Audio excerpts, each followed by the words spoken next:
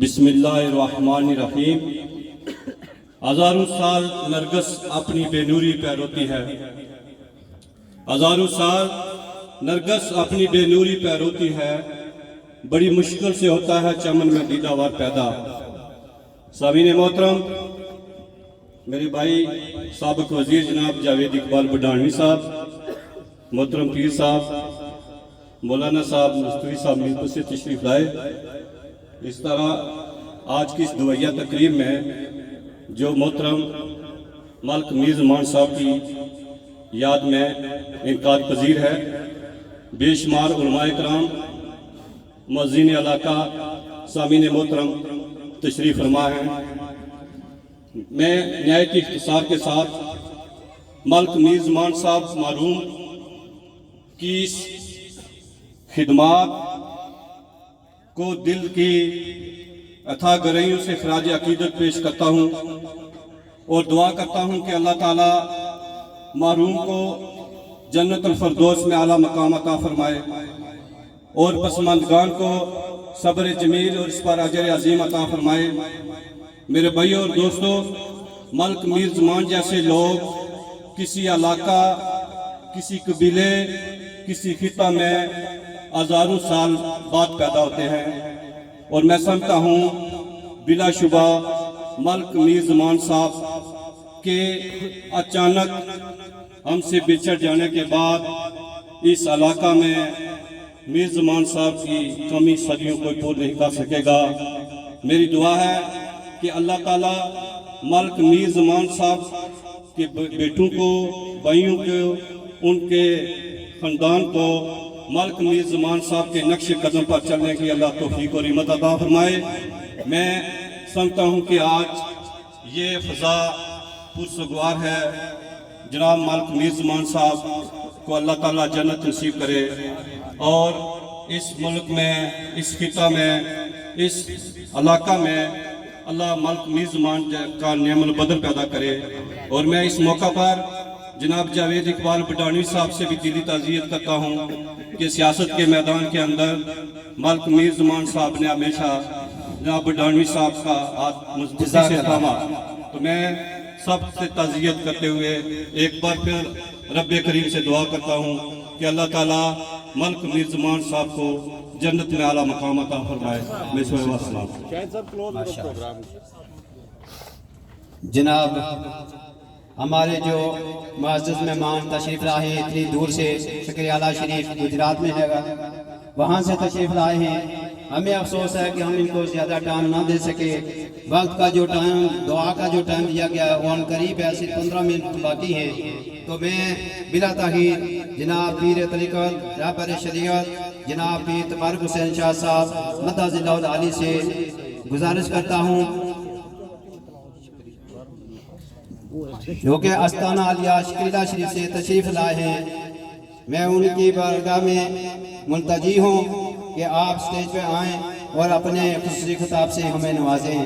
جناب پیر طریقت رہبر شریعت جناب پیر تبارک حسین شاہ صاحب مدد اللہ العالی، آپ شکریلہ شریف۔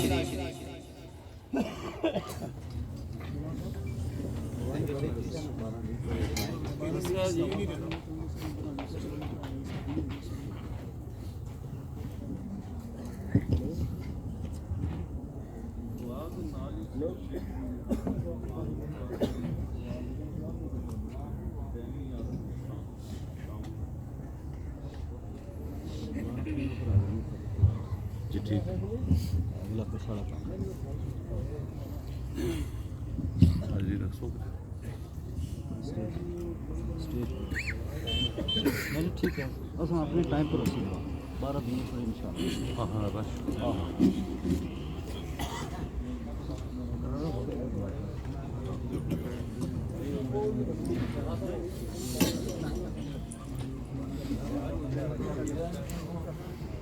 نحمده ونصلي على رسوله الكريم،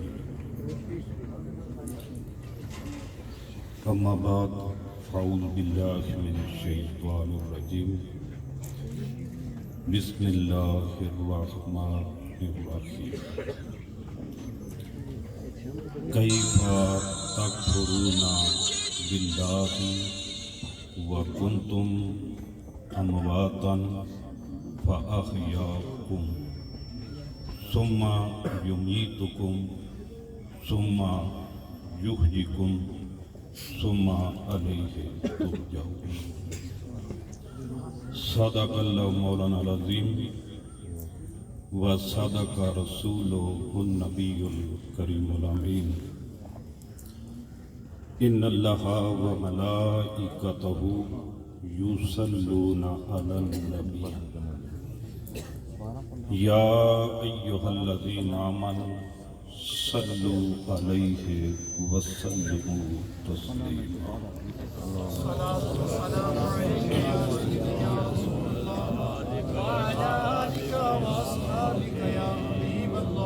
दोस्तों,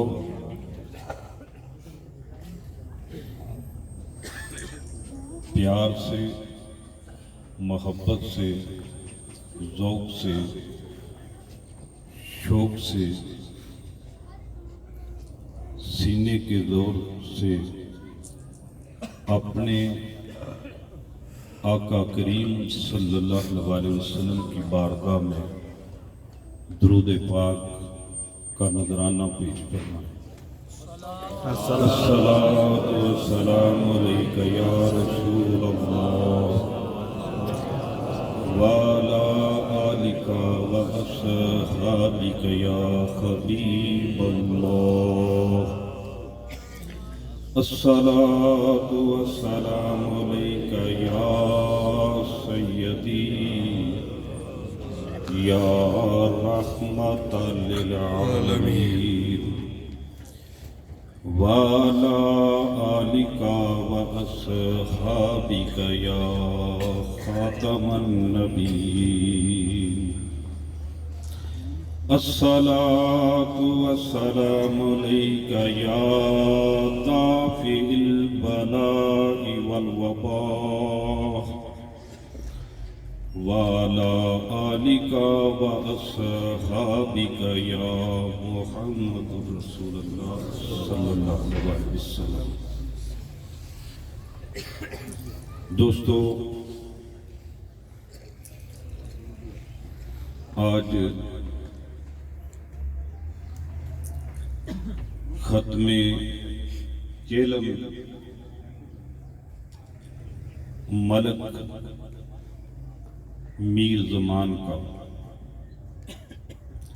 उस पर आप और मैं सब हाजिर हुए उनके साले सवाब के लिए, जिस पर मुझे बड़ी खुशी हुई, जिनके साथ हमारा बचपन गुजरा। मुफ्ती आज़म और आशिक़ रसूल साहबजादा बशीर साहब मुस्तफ़वी साहब, आप आज सरपरस्ती फरमा रहे हैं। दीगर उलमाए इकराम तशरीफ फरमा हैं। एक आप चीज़ ज़हन नशीन रख दें कि कोई भी अहले बैत हो उस पर पाबंदी नहीं लगाना।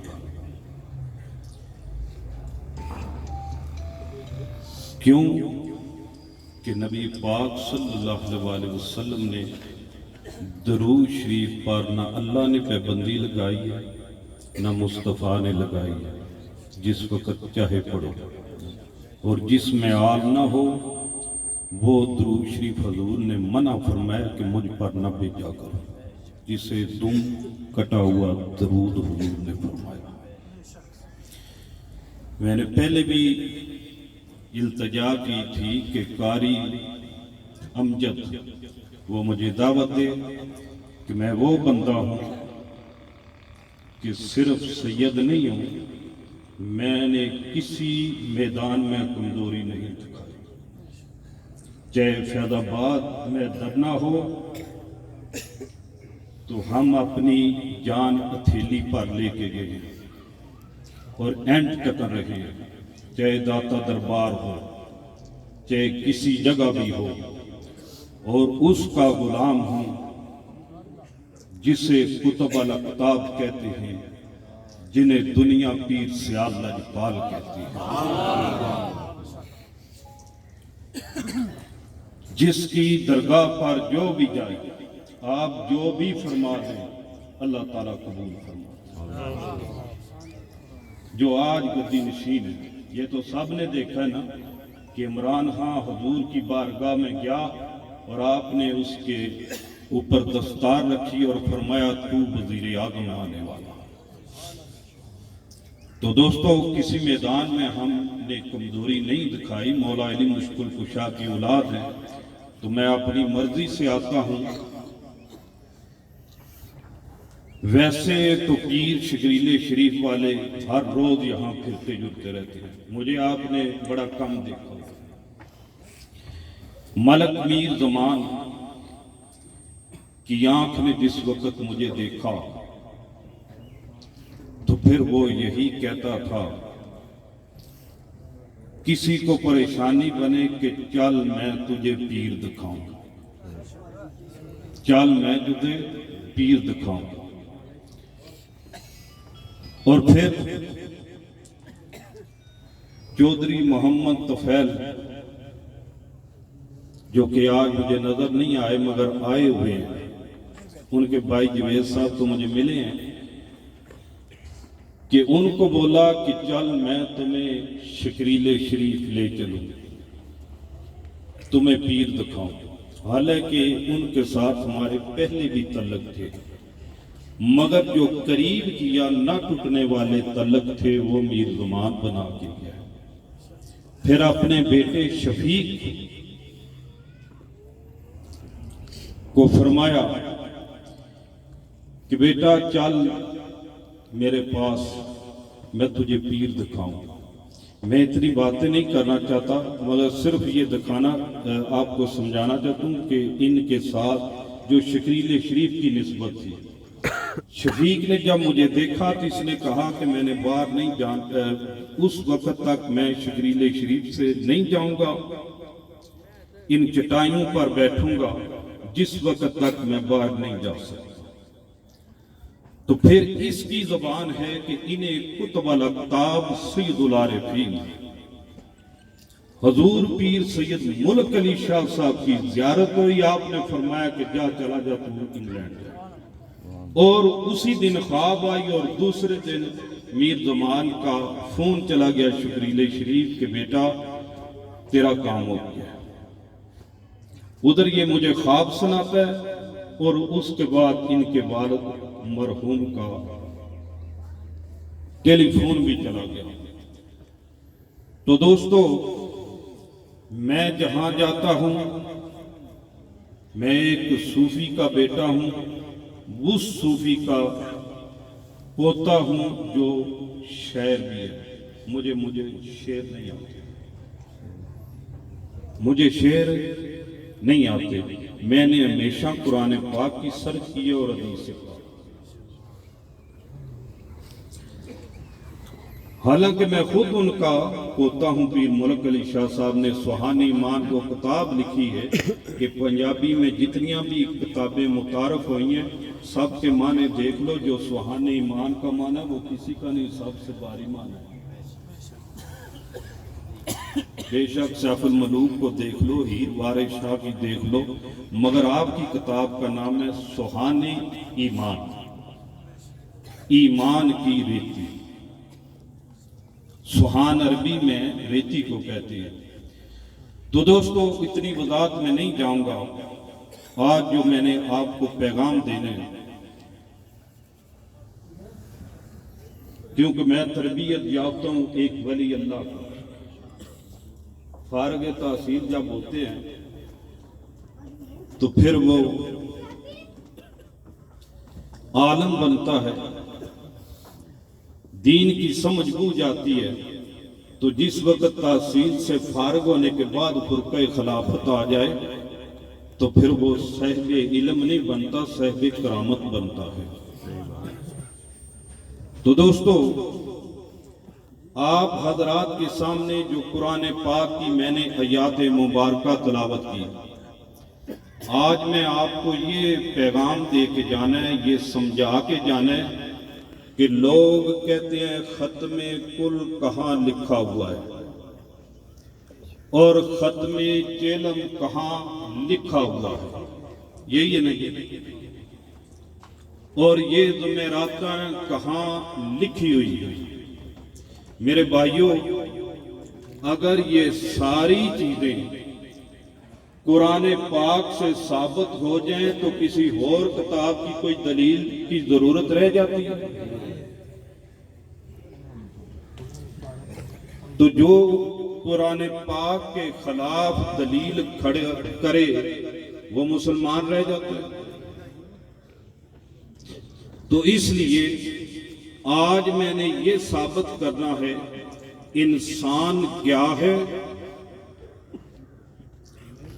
اور یہ ختم کل، ختم چہلم، یہ ضمیراتیں، یہ دسواں، یہ درست ہے یا نہیں، یہ جائز ہے یا ناجائز ہے،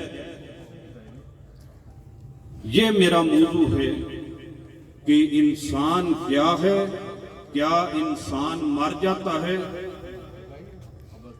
کہ انسان مرتا نہیں، یہ آپ کو سمجھا کے جانا ہے میر زمان کے اس ختم چیلم پر۔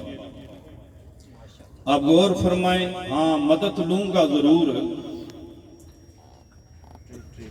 قرآن پاک کے علاوہ مگر وہ حدیث پاک کی، ان دونوں کا ہی مقام برابر ہے، دونوں ہی وہی ہیں، مگر جو جبرائیل لائے ہیں وہ ظاہری ہے، جو رسول اللہ کی زبان سے نکلا ہے وہ روحانی وہی ہے،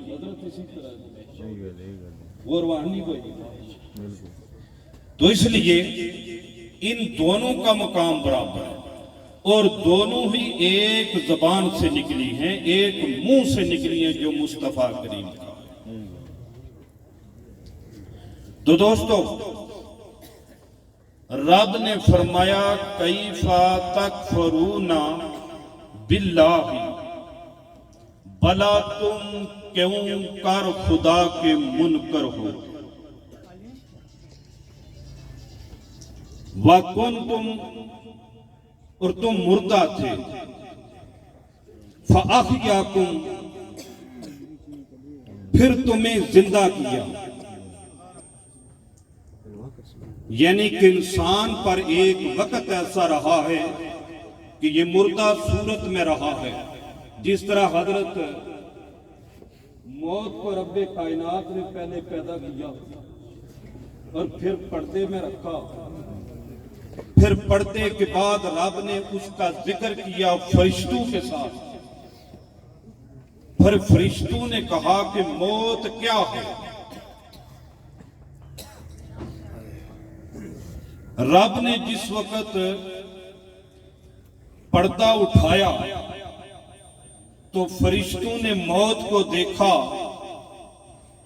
تو اس کی خوف کی وجہ سے وہ بے ہوش ہو گئے، اور 1000 سال تک وہ بے ہوش رہے، پھر ہوش میں آئے تو سوال کیا یا باری تعالیٰ اس سے بھی بڑی کوئی شے تو نے پیدا کی ہے؟ رب نے فرمایا ہاں میں ہوں۔ وہ آپ نے سن رکھا ہے، زنجیریں پہن کے رب نے اسے باندھا ہوا تھا، ایک زنجیر بڑی لمبی تھی، یہ سب یہ اصل میں نے ٹائم انہوں نے دیا کہ بہت تھوڑا، میرے لیے ٹائم تھوڑا نہیں ہونا چاہیے، کیونکہ میں نے سمجھانا ہوتا ہے، میں نے ایک پیغام دینا ہوتا ہے۔ تو دوستو، اسی طرح انسان بھی ایک مردہ صورت میں رہا ہے، اس وقت بھی انسان تھا، پھر آپ نے سمجھا کہ یہ زندگی ہے، نہیں، اس زندگی سے پہلے ہم زندگی گزار کے آئے ہیں عالم بطن میں، اور اس سے پہلے ہم ہزاروں لاکھوں برس زندگی گزار کے آئے ہیں، کہاں؟ عالم ارواح میں، روح کی صورت میں۔ کس صورت میں؟ روح کی صورت میں۔ تو اس لیے دوستو، انسان کی دو خوراکیں ہیں۔ کتنی خوراکیں ہیں؟ آپ نے پہلے سنا ہے۔ پھر پیر جو ہوتے ہیں وہ یہ اسرار سمجھاتے ہیں۔ کسی پیر کے ساتھ نسبت ہو نا تو پھر قرآن و حدیث کو پڑھے نا تو پھر سمجھ آ جاتی ہے۔ تو دوستو، انسان کی خوراکیں ہیں دو، اور انسان کی اصل بھی جو ہے وہ ہے نور، کیونکہ روح حضرت نور ہے۔ اور ہر چیز کی کوئی نہ کوئی اصل ہوتی ہے۔ یہ پودا جو یہ پیدا ہو جاتا ہے، اس کی کوئی اصل ہے۔ کیا اس کی اصل ہے؟ ایک بیج۔ اس بیج میں رب کائنات نے اس کا پورا نقشہ رکھا ہوا ہے۔ پھر وہ بیج اپنی جگہ پر بغیر پانی کے، بغیر نمی کے قائم رہتا ہے، اور خوراک اس کی بھی ہے۔ کیا؟ ذکر الہی۔ کیا اس کی خوراک ہے؟ ذکر الہی۔ اے انسان، تو بھی زندہ تھا عالم ارواح میں، اور تیری جو خوراک تھی وہ ذکر الہی تھی۔ نعرہ تکبیر، نعرہ رسالت، نعرہ حیدری، نعرہ حیدری، آستان علیہ شکیلہ شریف، خواجہ پیر سید تبارک حسین شاہ صاحب۔ ٹائم لگ گئی آدم تھوڑا ہے۔ تیری بھی خوراک، تو بھی کچھ کھاتا نہ تھا، پیتا نہ تھا، تو بھی زندہ رہا۔ تیری اصل روح ہے۔ اصل انسان کس کو کہتے ہیں؟ یہ باڈی کو نہیں کہتے، کس کو کہتے ہیں؟ روح۔ نعرہ تکبیر، نعرہ رسالت، نعرہ حیدری، آستانہ یا منارہ شریف۔ نعرہ شریف حضرت نہ ملاقات ہے میری بڑی درمیان ہوئی ہے۔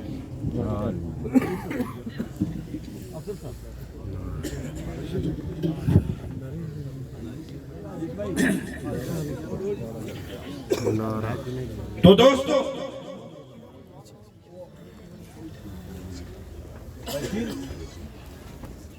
ہے انسان کی جو اصل ہے وہ کیا ہے؟ روح۔ وہ کیا ہے؟ روح۔ میں پیر ہوں، میری طرف توجہ کریں پہاڑ والوں، کیونکہ میں نے قیمتی آپ کو موتی دینے ہیں، وہ سنبھال کے رکھنے، یہ کوئی نہیں آپ کو دے گا۔ آپ اقرار کریں گے اس تقریر کے بعد، اٹھ کے جائیں گے کہ ہم نے آج سے پہلے اس طرح کی تقریر نہیں سنی۔ تو دوستو، انسان بھی زندہ رہا۔ یہ نہیں کہ انسان دنیا میں آیا تو انسان بنا ہے، نہ، اس سے پہلے بھی انسان تھا۔ میں نہیں کہتا، رب کائنات فرماتی ہے والتین والزیتون وطور سینین وہذا البلد الامین۔ مجھے انجیر کی قسم، مجھے زیتون کی قسم، اور طور سینا کی قسم، وہذا البلد الامین، اور اس زمان والے شہر کی قسم، لقد خلقنا الانسان فی احسن تقویم، کیونکہ ہم نے انسان کو اچھی صورت پر پیدا کیا۔ رب نے یہ نہیں دنیا پر آئے انسان کہا ہے، جس وقت روح بنی ہے، روح سے پہلے مردہ صورت میں آپ رہ چکے ہیں، اور پھر روح کی صورت میں کہاں رہتے تھے؟ عالم ارواح میں۔ रब ने 4 कस्में उठा के फरमाई हैं, तो उस वक्त भी रब ने इंसान फरमाया था। रब ने उस वक्त भी इंसान फरमाया था। तो दोस्तों, जिस वक्त पैदा किया तो पैदा क्या हुई है? रूह। मिलाद का माना पैदा होना। हर बंदे के मिलाद 2 हुए हैं। ये भी आप कहेंगे नवी बात सुनिए, हर इंसान के कितने मिलाद हुए? 2। जिस तरह हजूर अलैहिस्सलातु वस्सलाम का भी मिलाद एक नूरानी हुआ था, जहां हरम पाक है, उसकी इज्जत, उसकी हुर्मत की वजह एक ही है कि वहां मिलाद मुस्तफा हुआ, वहां ही रब ने अक्स अपना देखा, वहां ही नूर मुस्तफा हुआ। तो बाद में जहां लाइब्रेरी बनी है वो जिस्मानी मिलाद हुआ था। तो आप भी एक ही दिन पैदा हुए स्वयं हुजूर के रूहें एक ही दिन पैदा हुई। तो 6 दिन में रब्बे कायनात ने सारा ये निजाम बनाया था। तो दोस्तों, इसीलिए कहता हूं मेरे पास टाइम होना चाहिए। मैं कोई आम आदमी तो नहीं हूं ना कि आपको शेर सुनाने या कहानियां या किस्से सुनाने। तो दोस्तों,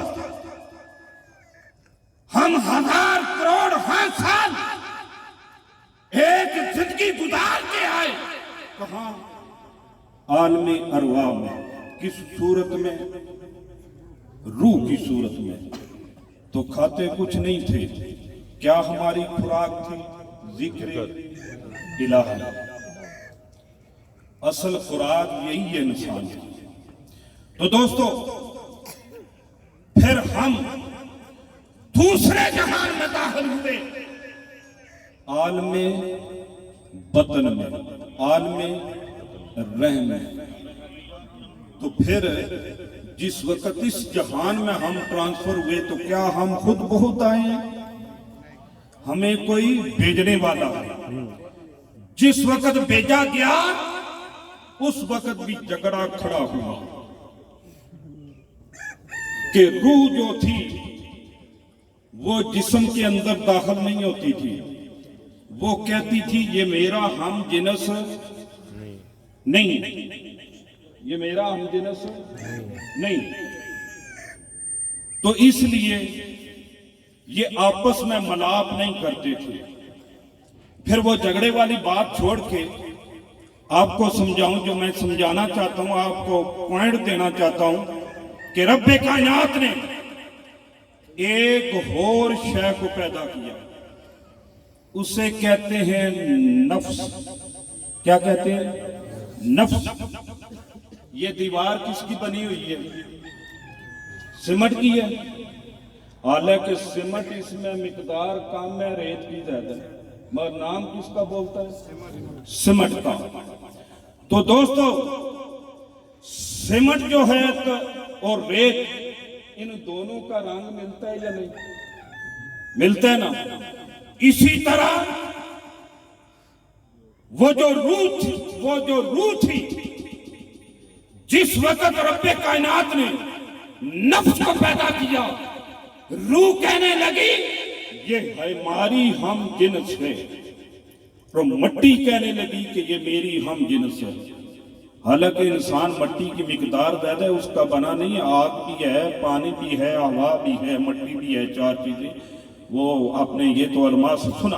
तो दोस्तों, जिस वक्त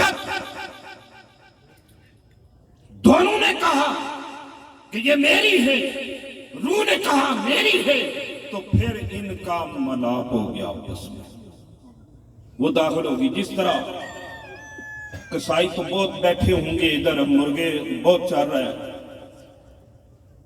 कि हजरत तशरीफ फरमा है कि हर जानदार के अंदर एक हड्डी होती है, उसे कहते हैं गदरूफ हड्डी। क्या कहते हैं?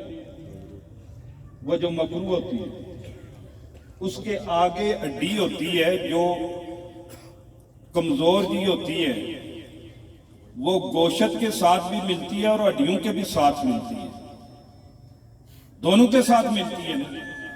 उसका काम क्या है कि जो आप खाते हैं उसका खून बनता है, जो कुछ भी बनती है वो हड्डियों और खून में तकसीम करती है। ये आपको कसाई भी नहीं बताएगा, हमने दीन पढ़ा हुआ है, तो जो पढ़ा हुआ है वही आगे पहुंचाते हैं। तो दोस्तों, उसे गदरू फटी कहते हैं। जो दुनिया में इंसान आए या जानदार है, कोई भी जानदार है, उसकी हड्डियों और गोश्त को जो सप्लाई करने वाली हड्डी है उसे गदरू फटी कहते हैं। वो निजाम चलाती है, वो इनमें तकसीम करती है।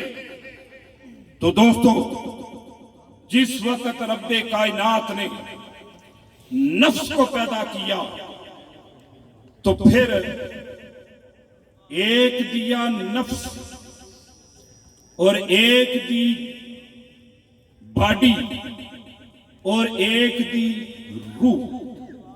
असल इसकी क्या है? रूह। जिस तरह पौधा जो होता है उसकी असल बीज है, बगैर पानी के, बगैर नमी के वो जिंदा रहता है, जिक्र इलाही की वजह से जिक्र करता है। तुम इस काबिल नहीं कि उसका जिक्र सुन सको। तो जिस वक्त उसे मां के पेट के अंदर दाखिल किया जाए तो फिर वो बीज की सूरत में नहीं निकलता, बगल के एक पौधे की सूरत में निकलता है।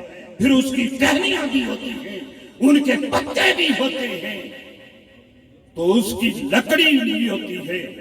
तो दोस्तों, इसी तरह इंसान है रूह, और रब्बे कायनात ने इसे एक यूनिफॉर्म अता किया जिसे बॉडी कहते हो, और दूसरा रब्बे कायनात ने इसे जान दी, और तीसरा रब्बे कायनात ने इसे रूह अता फरमाई जो इसकी असल है।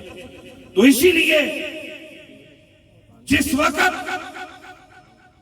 हम आए आलमे बतन में, पहली जिंदगी को हम भूल गए, आलमे अरवाह वाली। कोई बता सकता है आप में से कि कैसे हम रहते थे? कोई डिटेल दे सकता है? नहीं दे सकता।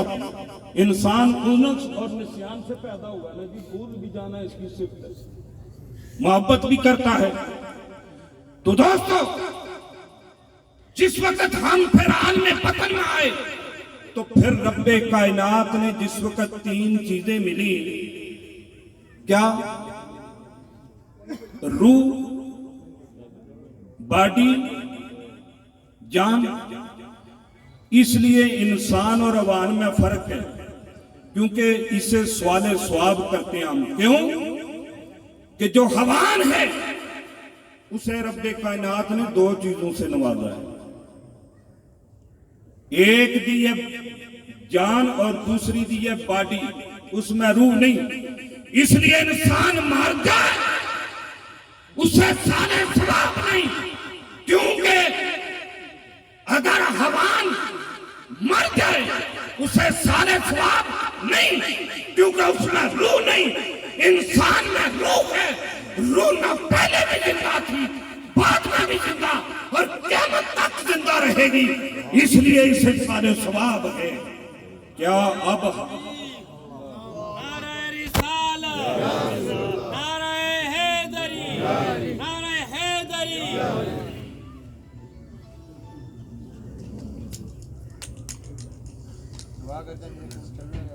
दुआ करी कि टाइम पर नीचे बैठे ना, फिर अस महफिल जारी रहती है, बंदे इतने बैठे।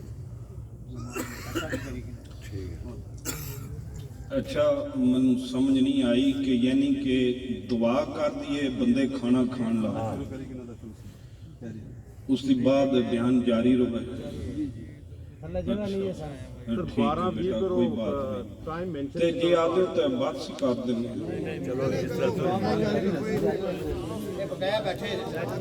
हजरत दा फिर दुआ